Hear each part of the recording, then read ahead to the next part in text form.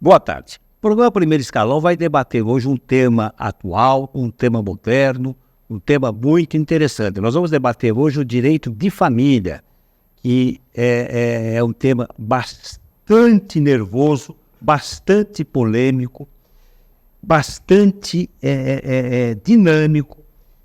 Enfim, vamos discutir esse tema com um dos maiores especialistas em direito de família no país. Para falar sobre esse tema, nós vamos conversar com o Dr. Aldo de Souza Lima, especialista em diversas áreas do direito, mas mormente no direito de família e também no direito ambiental.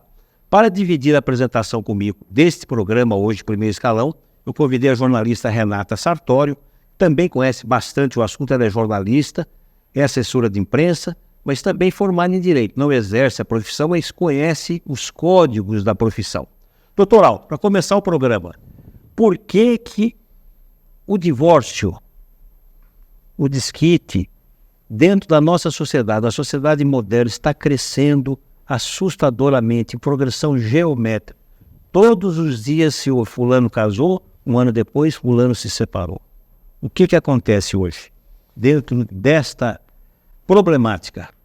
Eu acho que uma modificação na percepção. Quer dizer, o que acontecia? Antigamente, você tinha, por exemplo, uma espécie de um estigma da mulher separada. A mulher separada, ela sofria um estigma na sociedade. Era uma fé. Era discriminada e marginalizada. Discriminada e marginalizada. Inclusive, vamos dizer, era uma coisa...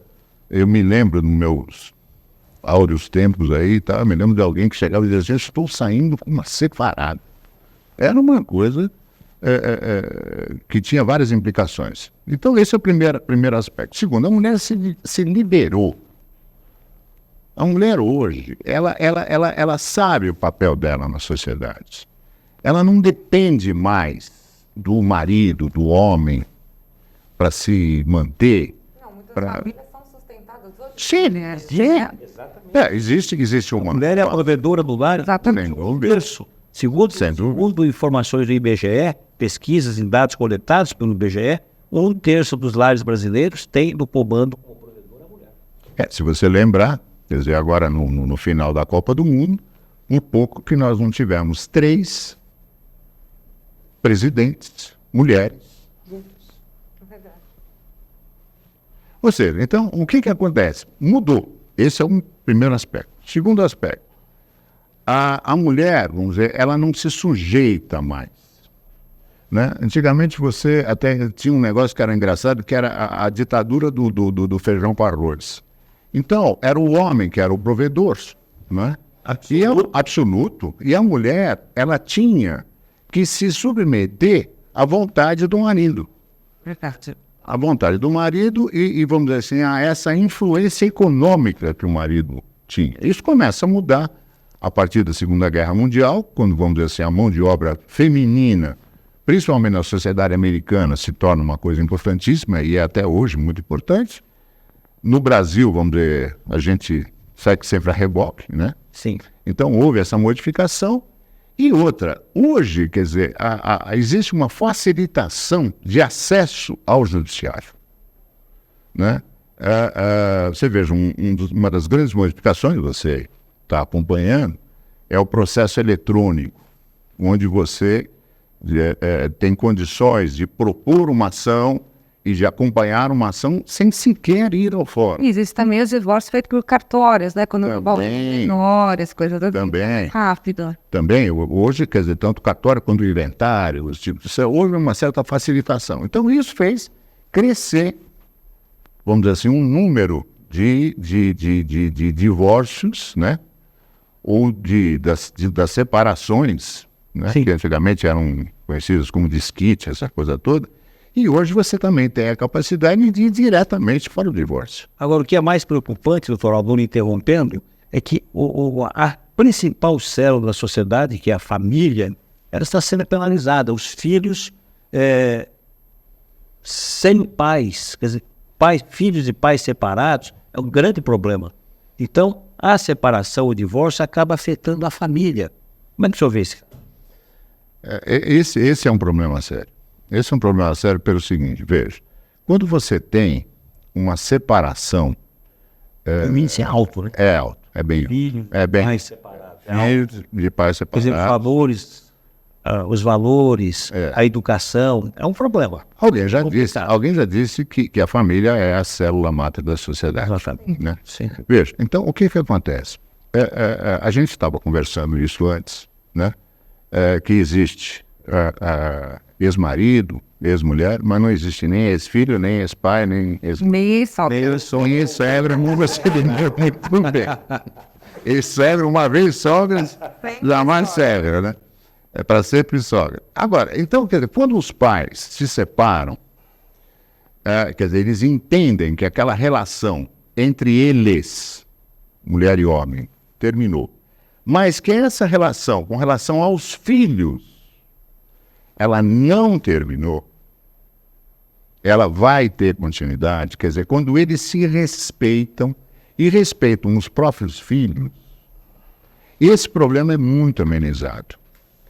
O grande problema que surge é o seguinte, por exemplo, você tem, vamos fazer aqui uma hipótese. Sim. Você tem uma família funcionando, essa coisa toda. O filho chega para o pai, pede lá um dinheiro para comprar isso, comprar aquilo, o pai enfia a mão no bolso, com o maior prazer, ele dá para o filho, ou então chega no final lá de quinzena, semana, sei lá, dá a semanada, a mesada, né? Com o maior prazer, não sei o que, aquela coisa toda. Muito bem. Se separa. Esse pai, de uma forma incorreta, errônea, doida, ele passa a entender que aquela pensão que ele tem que pagar virou uma obrigação. Então, aquele prazer que ele tinha de fornecer para o filho, vamos dizer assim, uma série de coisas, ele começa a ver aquilo como uma obrigação. E a mãe, para se vingar, não deixa o pai fazer para a criança. Mas a pensão, ela existe Não é? para o filho e também para a ex-cônjuge. No Também. caso do homem, Também. tem que pagar a pensão para a mulher.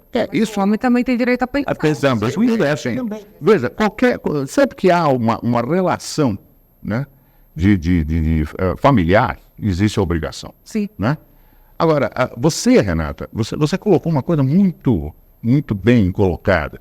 Quer dizer, quando o filho vira peça de manobra, Exatamente. entendeu? Que é muito comum. Aí temos a alienação parental. Exato. Aí você tem. Assistência, né? Ou moeda de troca. Assistência ou moeda de Ele troca. passa a ser moeda de troca. Que Quer dizer, é uma coisa horrorosa. Quer dizer, então aquele negócio, então você não vai sair hoje com um junquinho porque você deixou de fazer tal coisa.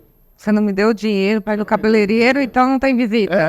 Ou então o pai que deixa de devolver o filho na hora certa só para deixar a mãe maluca. Quer dizer, então, esse é um desrespeito com a criança, né?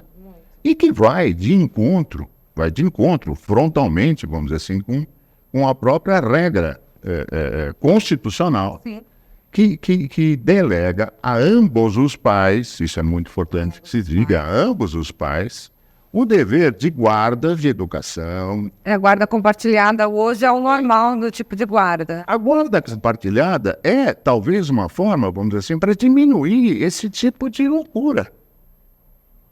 Sabe? Quer dizer, E é uma loucura, né? é uma loucura Insana. insana. Sendo repetitiva e redundante. É uma loucura insana. É uma loucura insana, como diria o poeta. Celera Cássio, né? E tal. Mas realmente, você vê, eu conheço casos, quer dizer, a gente que milita na área, a gente tem que tomar muito cuidado, porque uma coisa é você atuar em qualquer área do direito que não a de família, onde você não tem o sentimento, Sim. né?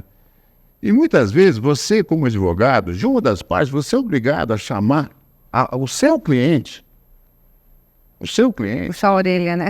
e puxar a orelha, dizer, olha, O advogado, doutor Aldo, ele também ele acaba exercendo o papel de um psicólogo na demanda de uma separação. também, O seu cliente, você acaba Bem. se transformando, além de advogado e de defensor nesse litígio, o papel do psicólogo, para administrar a emoção e sentimento das partes. E mediador, né? E o mediador. já houve quem dissesse que o advogado é o primeiro juiz. O primeiro juiz da causa é o advogado. Quer dizer, quando você recebe a causa, Mas, assim, se você atuar como um bom advogado, a primeira coisa que você vai fazer é julgar aquela causa. E se ela for, vamos dizer assim, esdrúxula, você vai ter que chegar para o teu cliente e falar, escuta, esquece. Não é por aí. Né? E em caso de família, isso, vamos dizer, vai em enésima potência. Porque você vê, vamos dizer assim, é engraçado, porque o advogado atua, vamos dizer, tanto com clientes mulheres, Sim. clientes homens. Então você vê, quer dizer, que eles colocam dentro do problema, muitas vezes, necessidades e desejos absolutamente exacerbados. Né? Doutor, eu não quero que ele chegue perto do meu filho. Mas o filho também é dele, né, caramba? É filho de acha. Filho, né? Então, quer dizer, aí fazendo um pouco de brincadeira, diz assim, na hora que vocês viraram os olhinhos, ninguém pensou nisso, né? Mas agora é a hora de pensar, né? Quer dizer, o filho é dos dois. Né? Não, mas eu faço questão de que no Natal e que no Réveillon ele fique comigo. Não quero que fique com o pai, não admito, parece que eu estou falando muito da mulher, né? Mas o homem também faz. O homem também faz isso. Olha, eu não quero que o meu filho, eu não quero que ela saia com o meu filho ou com o namorado dela. Peraí, se você está saindo da vida dela, sim, se a relação que vocês terminou, por qualquer motivo que seja, cada um de vocês tem o desejo e o direito de refazer as próprias vidas. Agora, vocês não podem jamais esquecer que, em razão daquela relação que acabou, uma nova vida surgiu e vocês são responsáveis por essa vida. Isso é muito importante saber. Isso que é muito importante reconhecer. Sim. E uma coisa que tem que ter muita seriedade é no momento onde você estabelece o valor do pensionamento. No mais das vezes, as partes, elas estão querendo liquidar aquele assunto. Então vamos resolver logo esse negócio aí. Quanto é que eu tenho que pagar? É tanto eu pago e está acabando. Para falar em pagar, existe uma outra pendência também que é um complicador. A divisão do patrimônio, a divisão dos bens. Sim. Das partes. Certo. Como é que você administra isso? Quais são os juízos de valor para se definir o que pertence a A ou a B? Faz parte do direito de família. Sim, lógico que faz. Não é tão difícil. isso é mais fácil. É bem mais fácil.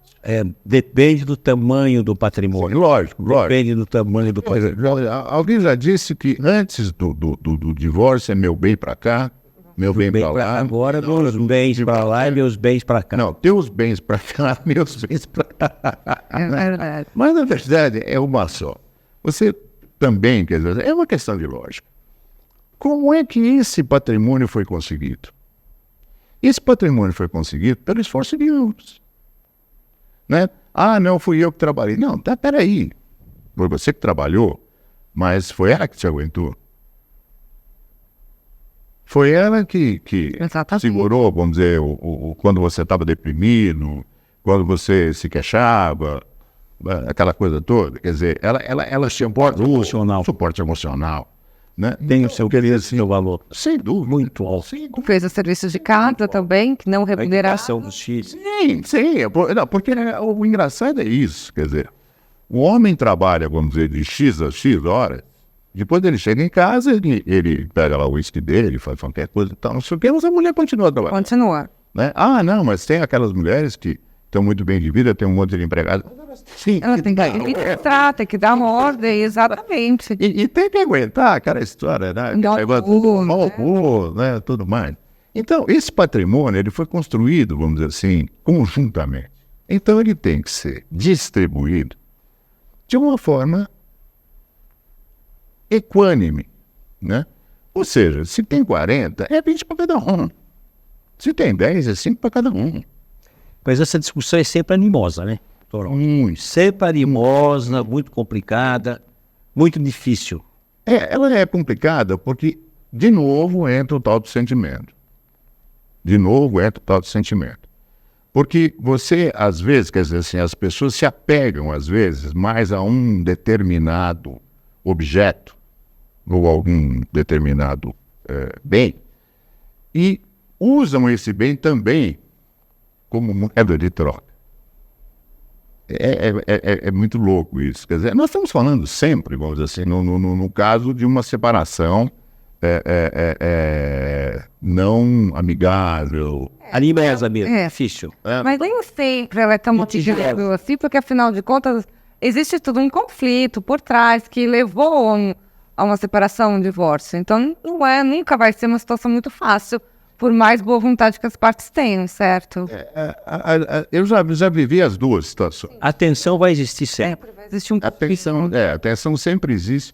Realmente, vamos dizer assim, são raras as vezes que, vamos dizer, uma relação chega ao final e ela é resolvida no judiciário, em termos de separação de bens, de fixação de pensão, de visita, essa coisa toda, de uma forma tranquila e sossegada. Quer dizer, você que vive o dia a dia, você vive situações das mais engraçadas, as mais dramáticas, né? Sim. Agora, sempre tem esse componente, vamos dizer, de animosidade, por menos que seja. Porque, na verdade, também isso a gente tem que pensar, ninguém se casa, ou ninguém se junta, ou ninguém se alia pensando em se separar. Hoje dizem, né, que enquanto seremos felizes enquanto durar, né? Mais ou menos assim também. A filosofia hoje é mais para Vinícius, Agora, né? doutor Aldo, diferentemente do passado, não muito distante, o homem era... Os pedidos de separação iam muito mais por parte do homem. Hoje cresce muito os pedidos por parte da mulher. A mulher pede a separação. Porque a maioria. Por quê? Esse é um fenômeno que vem acontecendo ano a ano e crescendo ano a ano. Por que isso está... Qual é a razão principal? Mas exatamente por aquilo que a gente começou a falar no princípio. Outra coisa importante, casais acima de 60 anos também estão se separando. Já criou muito mais do que não acontecia no passado. Nossos pais não se separavam. Era muito difícil, era um caso muito raro. Mas hoje casais com 60 anos estão se separando. Mas isso traz de volta aquilo que a gente falou no começo. Vamos dizer assim, a modificação do status da mulher na sociedade. A mulher não trabalhava, hoje trabalha. A mulher não trabalha. Hoje a mulher trabalha e ela é dona do seu nariz. Quer dizer, então, ela toma as decisões por ela. Esse era o primeiro aspecto. No tempo dos nossos pais, quer dizer, pelo menos do meu pai, estou falando lá dos anos 40, tá certo? Né? Século passado, né? Existia essa preponderância da opinião masculina, que hoje não existe mais. Por outro lado, quer dizer, hoje não existe mais aquela figura tradicional do provedor masculino. Pater família. Isso existia, você vê até em latim, né? Pater familias, era uma coisa assim, era aquele pai que tinha, quer dizer, eu me lembro. Era o pai dono da verdade e autoritário.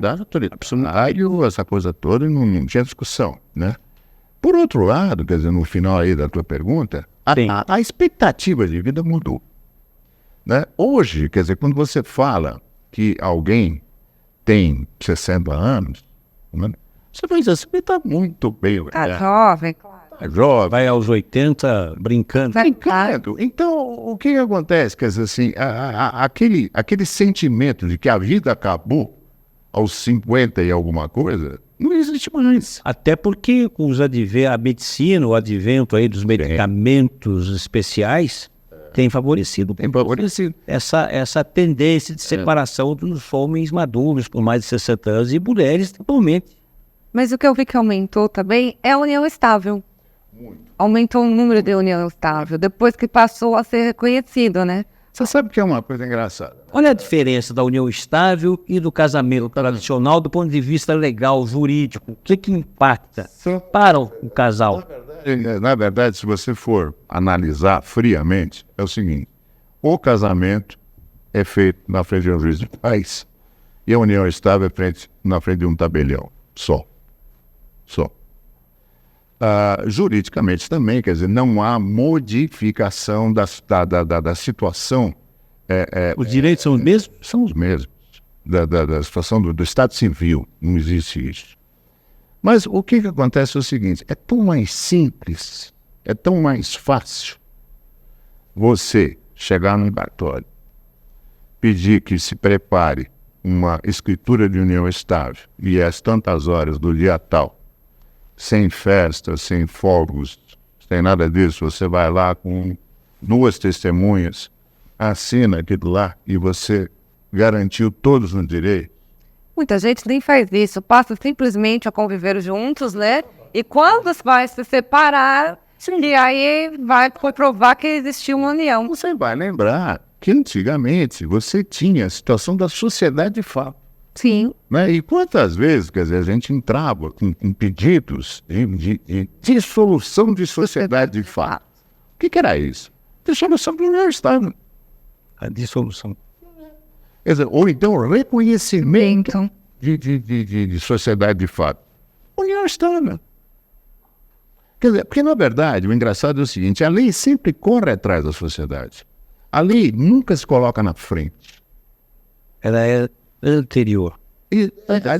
A sociedade cria uma situação e a lei vem e se apropria dessa situação E isso acaba se transformando em um status quo jurídico. Exatamente. O status quo jurídico. Ela regula alguma coisa Porque já existe. entendeu?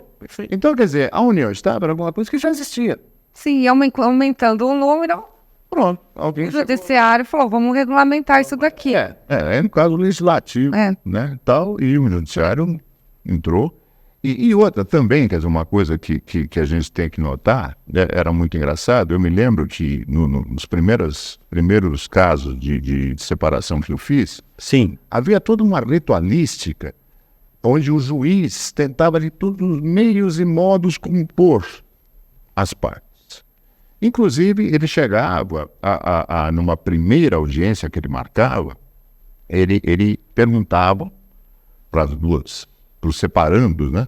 Sim. Se ele marcasse uma nova audiência para dali a tantos dias, se haveria possibilidade da modificação da opinião deles e tal. Quer dizer, ele fazia um discurso sobre essa história da célula máter, da sociedade. Importância da família. Hoje não existe mais nada. Hoje você entra com o pedido lá embaixo, na distribuição, e você aguarda. A audiência é marcada no mesmo Quando não é feito no cartório, né? quando não é feito pelo cartório. Ou seja, ficou tão simples, ficou tão fácil, né? Que daí que cresceu, né? E daí que a coisa deveria, vamos dizer assim, por outro lado também, quer dizer assim, ser encarada de uma forma mais natural, né, com relação aos filhos. Porque a minha preocupação sempre são os filhos, né? Tem uma historinha muito engraçada de um casal amigo meu que está casado há 30 e tantos anos, e o marido estava me falando isso, eu morri da risada, que disse que a filha menor virou para ele e disse assim, papai, a minha amiguinha Cristininha, ela tem 2 quartos. Ela tem um quarto na casa da mãe e tem um quarto na casa do pai. Isso é comum ainda. É muito comum. E eu só tenho um, né? Quando é que você e a mamãe vão se separar?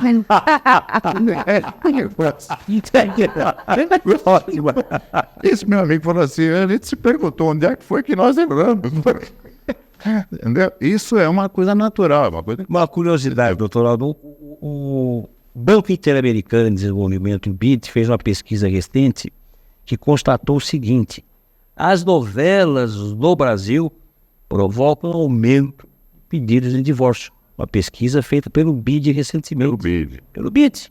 Sexo fácil, os ficantes, a relação tranquila, sem compromisso, e está provocando aumento de divórcio. Não sei se chegou ao seu conhecimento essa pesquisa feita pelo BID recentemente. Eu não tinha essa informação.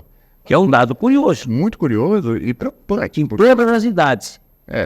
Dos 20 aos 30, dos 30 aos 40. Ela provoca ou ela retrata Ela o que está acontecendo na sociedade? há um aumento, para quem assiste novela, há um aumento. Não, mas o que eu acho... É um retrato. O que você colocou é um ponto para se pensar. Porque, na verdade, quer dizer, a novela, né, o que ela faz? Ela retrata uma situação e, ao mesmo tempo... situações do dia a dia. Do dia a dia. E, ao mesmo tempo, ela induz, né, ou, vamos dizer assim, ela multiplica o efeito. Talvez seja isso. Então, aí você vem lá naquela discussão. Para que serve a televisão? Entreter. Para entreter, mas também para informar. Para educar. Mas também para educar. Quer dizer, tudo isso você precisa pensar. Eu estava lendo um artigo, 2, 3 dias atrás, que eu achei interessantíssimo, que ele falava sobre o famoso 7-1 com a Alemanha. Né? Você falou de tudo sobre isso, mas ele dizia assim uma coisa engraçadíssima. Ele dizia assim, você vê, na Alemanha, se o sujeito for pego com entorpecentes, ele vai preso. Aqui ele assina um termo circunstanciado e vai para a rua. Nos Estados Unidos, idem. Nos Estados Unidos, preso. Ou seja, ele dizia o seguinte, nós estamos criando uma sociedade no Brasil com tantas facilidades que as obrigações deixam de ter lugar. E ele citava como exemplo o seguinte, a chegada da seleção brasileira para o jogo contra a Alemanha. O ônibus era uma festa. Ou seja, nós estamos fazendo a festa Antes de ganho. Ninguém concentrado, ninguém concentrado. Nem nada. Então, veja, aí você vem de novo naquela situação da televisão. Para que serve a televisão? Será que a televisão, sem ser chata, porque a televisão basicamente é diversão, né? Será que ela também não serve, vamos dizer, para fazer as pessoas pensarem um pouco? Sim, muitas vezes vem questionar algum assunto da sociedade que precisa ser modificado. Eu lembro que não sei qual novela veio questionar sobre a Lei Maria da Penha, informando as mulheres sobre os direitos que elas tinham, que elas não eram obrigadas a se submeter a várias situações. Aí já é direito criminal, né? Sim, mas Pós, ultrapassa o fato, sim, sem dúvida. Mas Vai acabando de fora. trabalho de direito de família. Vai acabando de fora. A agressão não, mas é o que eu disse. Aí, nesse caso, é a televisão informando, vamos dizer, sobre o direito. A lei tem uma lei que protege, você não é obrigado a se submeter a isso. Agora, devia ter também a contrapartida, né? A lei José Pedro, né? Porque tem um marido. Eu li um artigo Você que sabe, doutora, que lança esse projeto de lei. Lança esse projeto de lei. que foi aplicado. É verdade. Foi aplicado a Lei Hoje é o Maria dia da do Penha. homem, né? Acho que o sinal, hoje, bem lembrado pela Renata, hoje eu estou em colação, parabéns, e vamos criar a lei José Pedro. Mas já foi aplicado uma lei, a Lei Maria da Penha é um homem. Não, você vê, por exemplo, vamos dizer assim, tem aquela moça tem um corpo fantástico aí. Nossa, são tantas. Vou falar nome, né? Lá do Rio de Janeiro e tal. Brigar com a mulher da Nossa, é complicadíssimo. É brincadeira. Lei Maria da Penha. Mas você pegar essas estatísticas, isso aí é uma gota. É uma coisa. Mudando um pouco de tema, pulando do direito de família para o direito ambiental, que é uma das suas especialidades. Qual é o status hoje do Código Florestal Brasileiro? O senhor que atua bastante nessa área. Existe uma briga muito grande aí, isso aí começou em 1965. Isso. Aliás, o primeiro Código Brasileiro de florestamento, Código Florestal Brasileiro, é de 1934, depois teve o segundo em 1965, e recentemente atualizado pelo atual ministro Aldo Rebelo, e que está provocando um aceleromo enorme no país, briga entre ruralistas, ambientalistas, desmatamentos de florestas aconteceram em todo o Brasil. Qual é a situação hoje do Código Florestal Brasileiro? Que é extremamente importante. É extremamente. Eu acho que a árvore é uma das 7 maravilhas do universo. Dizem que como é que é a história que minha opinião, a árvore é uma das grandes maravilhas. Tem que ter um plantar mais. Ela se alimenta. Nós precisamos de terceiros para nos alimentar. A árvore se alimenta sozinha. Eu não me lembro o termo. Sempre que estudamos biologia, ciência no ginásio. Não, a árvore é responsável pela forma. Eu me formei em Direito para não estudar Biologia nem Matemática. Não, é para os dois, papel. Mas você veja só, essa pergunta sobre Código Florestal... Código Florestal Brasileiro é uma polêmica. A produção legislativa brasileira, sim, de tempos para cá, tem sido sofrida. Você tem leis que são verdadeiros monstros, são verdadeiros absurdos. Existem leis que se contradizem, quer dizer, o próprio texto se contradiz. Mas isso também muito resultado dos legisladores que nós temos. Mas no caso do Código A Florestal, atualização levou mais de 10 anos. A atual foi aprovada em 2012. Levou 10 anos em discussão no processo nacional. esse Código Florestal é uma das maravilhas legislativas que eu conheço. O Aldo Ribeiro está de parabéns. Os idealizadores dessa lei, e eu conheço vários. Tem outro relator, o Paulo Pial, também. Sim, mas houve a colaboração de muita gente, Gerais. muita gente, principalmente o pessoal do Paraná. A presidente Dilma bancou essa discussão. Bancou essa discussão e outra, foi uma coisa fantástica pelo seguinte, se conseguiam nesse texto legal harmonizar os interesses dos ruralistas e dos ambientalistas. E uma coisa fantástica, a lei tem que ter efetividade. Volte e meia você vê a discussão aí, o seguinte, não, tem que aumentar as penas porque coloca... Desmatador tem que ser penalizado, senhor. E eu defendo a penalidade. Crime tem que ser penalizado sim. Mas você vê o seguinte, a gente chega e fala assim, não, mas 30 anos para homicídio é pouco, devia ser 100 anos. Como se isso fosse resolver. Não resolve. O homicídio é proibido, roubo é proibido, furto é proibido, isso acontece todo santo dia. No caso do Código Florestal, o que se fez? Você lembrou o primeiro código, mas antes desse primeiro O de 34 ou de 65? o de 34, você tinha, da legislação do Império ainda, você tinha a Lei da Terra. Muito bem, o que acontecia? Naquela época, quer dizer, o registro imobiliário naquela época era feito pela paróquia. É igreja. É igreja. Porque era que tinha o registro lá, aquela coisa toda. Que tinha o poder político extraordinário. A igreja naquela época. Quem mandava Quem manda o país. Mas você vai ver as inscrições, eu tenho várias cópias, então aquele negócio segue por tantas braças em direção a uma mangueira, dali vira à direita até um arroio, não sei o que. Fala, meu filho, em 50 anos a tal mangueira sumiu, um tal do arroio secou, quer dizer, então ninguém mais sabia nada. Com o tempo, vamos dizer assim, o que acontece? As pessoas foram aprimorando os registros, aquela coisa toda, não sei o quê, você tem o confrontante, você sabe quem é teu vizinho, quem é isso e tal. Mas, mesmo assim, quer dizer, com o sistema cartorial que foi... E naquela época não havia direito ambiental. Não, mas eu estou dizendo, aí você tinha o sistema cartorial brasileiro e que criou uma série de vamos dizer, incongruências. Quer dizer, você tem as famosas... você tem terra em cima de terra. Terras devolutas. Terra devoluta já é um negócio... Existe hoje. Daí em São Paulo ainda tem. Quer dizer, a terra devoluta é terra do Estado que foi dada para alguém. Que ninguém explora, no sentido positivo da palavra. Daí que termo devolvido. Exatamente.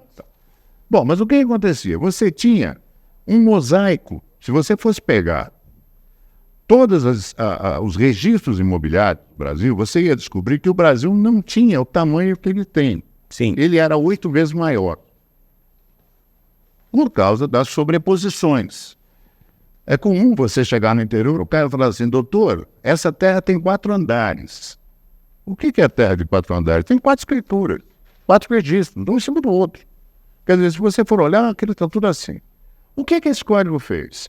Primeira coisa que ele criou o Cadastro Ambiental Rural. O que é esse cadastro? Porque todo mundo fala de cadastro ambiental rural e que ninguém explica exatamente o que é. É a coisa mais simples do mundo. É o CAR, O CAS. o famoso CAR. O CAR é o seguinte, é um sistema de registro por GPS da tua terra. GPS. Por GPS, porque hoje qualquer um de nós aqui, se pegar o nosso celular, você tem o GPS lá. Sim. Ele te acha no exato segundo onde é que você está no mundo. Então, o que você faz? Você faz o CAR, você faz o registro da tua terra. Muito bem. A partir daí, nós vamos ter um mosaico de todo o território brasileiro absolutamente perfeito. Qual é o número de propriedades? 5,5 milhões, aproximadamente. É uma imensidão. Uma imensidão. Imensidão. Então, esse cara, né, e hoje, quer dizer, com a facilidade que você tem com o Google Earth, essa coisa toda, você sabe. Exato, você sabe se aquela terra foi desmatada, não foi desmatada, essa coisa toda. Segunda coisa, o Código Florestal criou, ele colocou de uma forma muito clara o que é área de preservação permanente. São as famosas APPs. APP, famosa APP. Então você tem as margens de rio, as margens de lago, os topos de montanha, as áreas imãs. Mas tem uma divergência de tamanho disso aí. Sempre teve uma briga muito Uma briga muito grande. grande sobre isso. Isso, mas depois acabou se chegando, vamos dizer, num número palatável. Porque é aquela coisa, né? Quando você tem duas correntes, quer dizer, todo mundo está querendo puxar o máximo Do possível. seu lado, né? Mas se encontrou um número razoável, né? Então, a APP não tem discussão, a APP não se Então, mexe, essa aqui tá satisfatória da nova. super satisfatório, né? E você tem, por outro lado, a área de reserva legal. Que é outra coisa. Outra coisa. É outra coisa. O que é a área de reserva legal? Toda propriedade tem que ter um percentual da sua área preservada com mata nativa. Qual é o Bom, tamanho? Qual o percentual? O percentual depende do bioma. Eu tenho 100 alqueires de terra. Uma fazenda com 100 alqueires. 20%. 20 alqueires, sério. 20 alqueires. Eu tenho que manter com... No bioma da Mata Atlântica, que o Brasil foi dividido em biomas. No bioma da Mata Atlântica, então São Paulo, Paraná, Santa Catarina, Rio Grande do Sul, parte de Minas, Rio de Janeiro, um pedacinho da Bahia, é 20%. Outras áreas 30% e tal, até você chegar na área da Amazônia, que é de 80%. Com 80%, o que acontece? Você vai ter na Amazônia, realmente, vamos dizer assim, só atividade extrativista. Então nós vamos preservar a floresta amazônica. Mas o importante, vamos dizer, da reserva legal, no bioma da Mata Atlântica, que é onde acontece a atividade agrícola. Aí é que entra o conflito entre o ruralista e o ambientalista. E o ambientalista. Que é uma briga É uma briga essa. cruenta. O que acontece? Uma briga federal. Mas qual era o grande problema? Você imagina a seguinte hipótese: o sujeito tem 1.000 alqueires em Ribeirão Preto. Ele planta cana.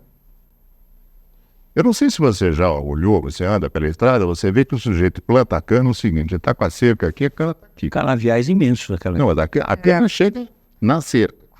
na beira da estrada. Se você tem um rio lá, alguém meteu um cano, plantou em cima. Então, cadê os 20%? Não tem. Tá bom, mas tem que ter. Então, qual era a briga? Esse proprietário dos 1.000 alqueires teria que tirar, vamos dizer, 200 alqueires de cana, acabar com esses 200 alqueires. Só para você ter uma noção, um alqueire de terra em Ribeirão Preto está a ordem... Paulista. Alqueire paulista, 24 mil. Estamos falando... Aí já aumenta. Estamos falando em 6 dígitos. 6 dígitos. Então você pega, multiplica esses 200 e depois você vai ter que replantar. Então ninguém queria fazer isso. Qual foi a grande sacada da lei? A lei criou um sistema de compensação ambiental.